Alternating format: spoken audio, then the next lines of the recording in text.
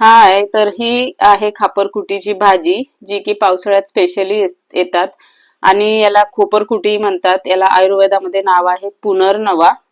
पावसाळ्यामध्ये भाजी एकदम मस्त असते ही.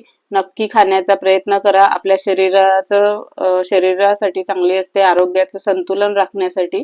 तर ही भाजी नक्की खाण्याचा प्रयत्न करा.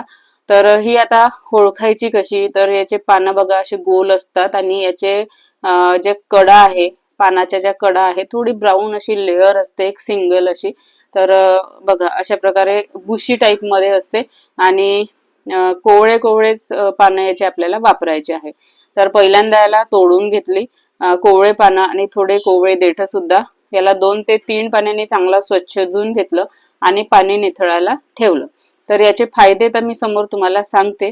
तर पाणी निथळायला ठेवल्यानंतर त्याला छान अशी बारीक कापून घ्यायची. आता या भाजीचे फायदे एवढे शरीरासाठी आपल्या आहेत की मूत्राशयाचे विकार जे आहे, जे पण काही असेल, युरिन इन्फेक्शन वगैरे ह्या गोष्टी सगळं चांगलं औषध आहे त्यासाठी ही भाजी. सूज कमी करते, आतली बाहेरची वगैरे. रक्त शुद्धीकरण करते, पोटाचे विकार आणि लिव्हरचे जे तक्रारी असतात ना, त्यावर अतिशय उत्तम आहे. आरोग्यवर्धक आहे, बहुगुणी आहे ही रानभाजी. नक्की तुम्ही आपल्या आहारात समाविष्ट कराच. तर आता ही भाजी जी आहे छान अशी पाणी निथळू द्यायचं. आता हा कांदा बघू शकता, यावर काळे जे आहे दिसत आहे तुम्हाला, तर तो कधीच वापरायचा नाही. आणि वापरायचाही असेल, कमी प्रमाणात असेल तर स्वच्छ धुवून घ्या, नंतरच तो यूज करा. त्याचे आपल्या शरीरासाठी फायदे नाहीच आहेत. कांद्यावरचं जो काळे असतात त्यावर फंगस लागलेलं, ते बिलकुल यूज करायचं नाही. आता भाजी चिरून झालेली आहे, तडका देऊन देऊ. तुम्हाला याचे फायदे तर माहीतच झालेले आहेत, त्यामुळे तुम्ही लगेच बाजारातून ही भाजी आणा. संध्याकाळी सकाळी जेव्हा करायची असेल तेव्हा करा, पण पावसाळ्यामध्ये हप्त्यातून एकदा तरी नक्की खा. आता तेल गरम झालं, त्यामध्ये मोहरी, जिरं, लसणाच्या कळ्या बारीक चिरलेल्या त्या टाकल्या. आता मोहरी पहिल्यांदा टाकली होती, ती तडतडू द्यायची, नंतरच त्यामध्ये जिरं टाकायचं. स्टेप बाय स्टेप केलं ना भाजी खूप छान लागते.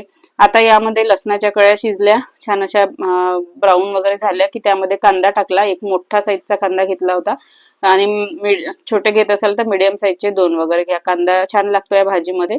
कांदा छान हलकासा गुलाबी रंग झाला की त्यामध्ये कढीपत्ता, लाल सुक्या मिरच्या 2 ते 3 बारीक चिरलेल्या, आणि हे सगळं परतून झालं की त्यामध्ये हळद, धने पावडर टाकलं आणि हे सुद्धा चांगलं परतून घेतलं 1 मिनिटभर. आणि नंतरच यामध्ये जी चिरलेली भाजी आहे खोपरकुटीची, तर ती टाकली.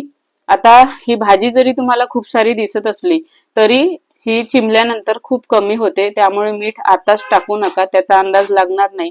या दिसण्याच्या अंदाजानुसार जर तुम्ही मीठ टाकलं तर बस, खारट झाल्याशिवाय राहणार नाही भाजी.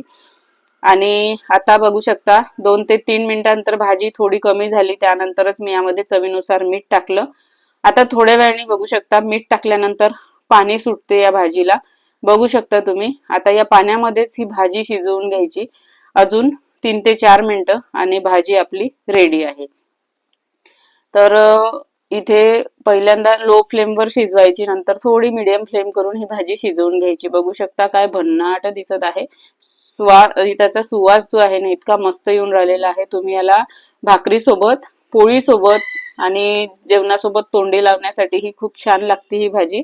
तर नक्की करून बघा. हा हिरव्या याच्यामध्ये लाल कलरची जी मिरची आहे दिसते किती सुंदर, बघू शकता तुम्ही. तर तुम्हाला ही माहिती, याचे फायदे आणि ही भाजी तुम्हाला आवडते का, मला नक्की तुम्ही कमेंटमध्ये सांगा. आणि कोणी कोणी खाल्ली आहे ही भाजी हे सुद्धा सांगा. कुठून व्हिडिओ पाहत आहे हे सुद्धा मला कमेंटमध्ये नक्की सांगा. व्हिडिओ आवडला तर लाईक करा, शेअर करा. चॅनलवर नवीन असाल तर नक्की सबस्क्राईब करा आणि सबस्क्राईब केलं असेल तर बेल आयकॉनला नक्की प्रेस करा. पुन्हा भेटूया नेक्स्ट व्हिडिओमध्ये. तोपर्यंत मस्त खा, स्वस्त राहा. बाय.